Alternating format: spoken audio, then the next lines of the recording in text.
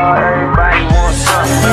Middle finger in the air, no fist pump. And me, Shawnee Wiz, got this bitch jumping.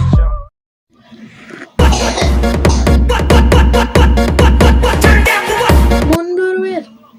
Dari awal, lu bukan tipenya.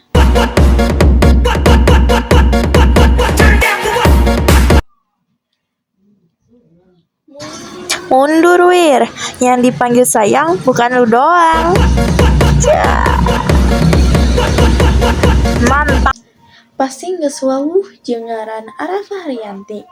Budak awewe make jilbab anu seuri manis jeung sorana unik, sumawona anjeunna damel salaku pelawak sareng pelawak anu ngamimitian karirna di 2016. Arafah lahir di Depok dina 2 September 1997 sarta digawe minangka pelawak stand up, aktris, presenter, jeung YouTuber.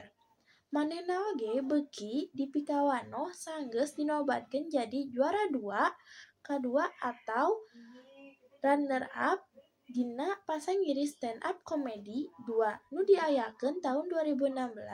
Saterusna, sanggeus lulus di Suca 2, manehna narima loba tawaran ti televisi pikeun jadi performer.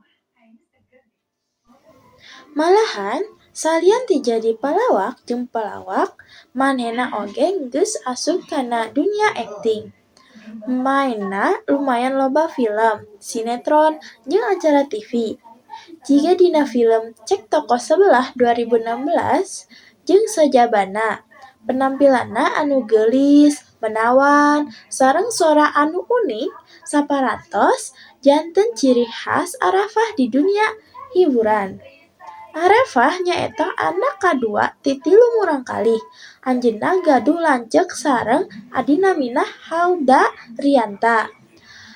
Arafah nyaeta lulusan Universitas Islam Negeri Syarif Hidayatullah Jakarta dina program studi sarjana manajemen pendidikan.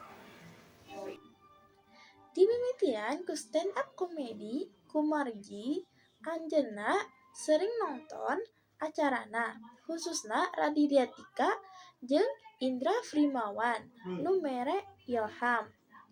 Kanyahokeun tina sababaraha sumber yen dina dasarna Arafah teh jalma anu malu-malu jeung jarang nyarita di hareupeun jalma.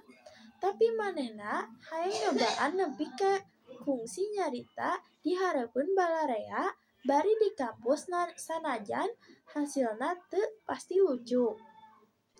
Stand Up Indo Depok lajeng Arafah milu dina kompetensi stand up comedy leutik sarta meunang sababaraha di antarana jeung warta alus. Nyaeta nalika Arafah audisi keur usum kadua Akademi Stand Up Comedy atau Suca 2 di Jakarta. Manehna lulus salaku salah sahiji 42 finalis pikeun Suca 2 tahun 2016. Tidinya manehna dipikawanoh salaku kontestan awewe geulis make jilbab anu unik sorana ngondang sura-seuri sareng bahan absurd nalika ngalakukan stand up comedy.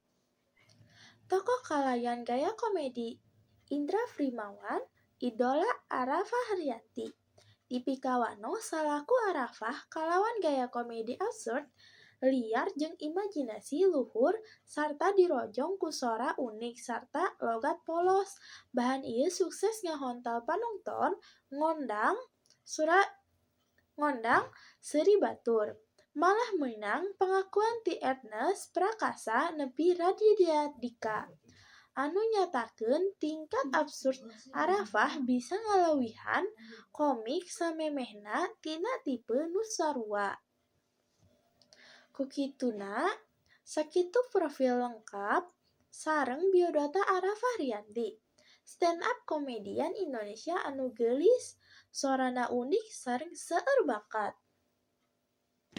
Sakitu wae ti abdi. Wassalamualaikum warahmatullahi wabarakatuh.